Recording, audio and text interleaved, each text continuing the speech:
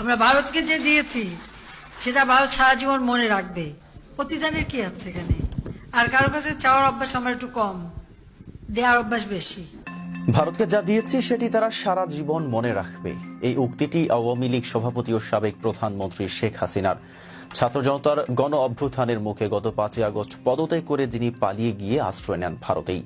বর্তমানে তিনি ভারতের আতিথেয়তায় দেশটিতে অবস্থান করছেন। স্বৈরশাসক হাসিনার সেই উক্তির প্রেক্ষাপটে রাজনৈতিক অঙ্গন, প্রশাসন সহ জনমনে ঘুরপাক খাচ্ছে একটি প্রশ্ন: ভারতকে কি দিয়েছেন শেখ হাসিনা? গত 15 বছরে স্বৈরাচার ফ্যাসিস্ট আওয়ামী সরকারের আমলে ভারতের সঙ্গে অন্তত 20টি চুক্তি ও 66টি সমঝোতা স্মারক সই হয়েছে। তবে বর্তমান অন্তর্বর্তী সরকারের সংশ্লিষ্ট বিভাগের দাবি, এসব চুক্তি ও সমঝোতা স্মারকের অধিকাংশতেই উপেক্ষিত হয়েছে বাংলাদেশের স্বার্থ। ফলে চুক্তিগুলো পর্যালোচনায় উদ্বেগের কথা জানিয়েছেন সরকারের একাধিক উপদেষ্টা।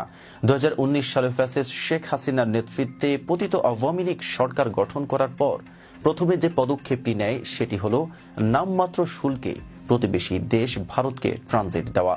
ভারতকে ট্রানজিট দেওয়ার কারণ সম্পর্কে ফ্যাসিস্ট হাসিনার আমলা এবং মন্ত্রীরা বলেন, তাদেরকে যদি ট্রানজিট দেওয়া হয় তাহলে বাংলাদেশের অর্থনীতির অবকাঠামো খুব তাড়াতাড়ি সিঙ্গাপুর, ব্যাংকক, দুবাইয়ের মতো হয়ে উঠবে। তবে ওই সময় প্রস্তাবিত ট্রানজিটের বিপক্ষে বিএনপি সহ অন্যান্য বিরোধী দল ও মতের মানুষ তুমুল আন্দোলন করে তোলে।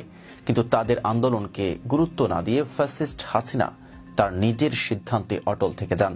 এদিকে ট্রানজিট আদায় করে নেওয়ার পর ভারত বাংলাদেশের চট্টগ্রাম ও মোংলা বন্দর ব্যবহারের সুবিধা পায়, যার ফলে ভারত তার কাঙ্ক্ষিত লক্ষ্যে পৌঁছাতে সক্ষম হয়। এদিকে বাংলাদেশ তিস্তা নদীর পানি না পেলেও দিতে হয়েছে ফেনী নদীর পানি। মাসে 700 কোটি টাকার ক্ষতি করে মোদির বন্ধু আদানির কাছ থেকে করা হয়েছে বিদ্যুৎ আমদানি। বাংলাদেশকে ভারতের তৃতীয় সর্বোচ্চ রেমিটেন্স আহরণের উৎস বানানো হয়েছে।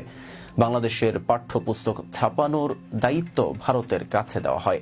দেশীয় আন্তর্জাতিক মানের বহু ছাপাখানা থাকার পরও শুধুমাত্র ভারতকে খুশি করার জন্য ফ্যাসিস্ট হাসিনা এমন সিদ্ধান্ত নেয়। 2014 সালে ফ্যাসিস্ট শেখ হাসিনা এক ভুয়া নির্বাচনের মাধ্যমে টানা দ্বিতীয় মেয়াদে প্রধানমন্ত্রীর আসনে বসার পরপরই বাংলাদেশের সার্বভৌমত্বকে হুমকিতে রেখে ভারতের সঙ্গে এক প্রতিরক্ষা চুক্তি স্বাক্ষর করেন, যা ছিল বাংলাদেশের স্বার্থের পুরোপুরি বিপরীত।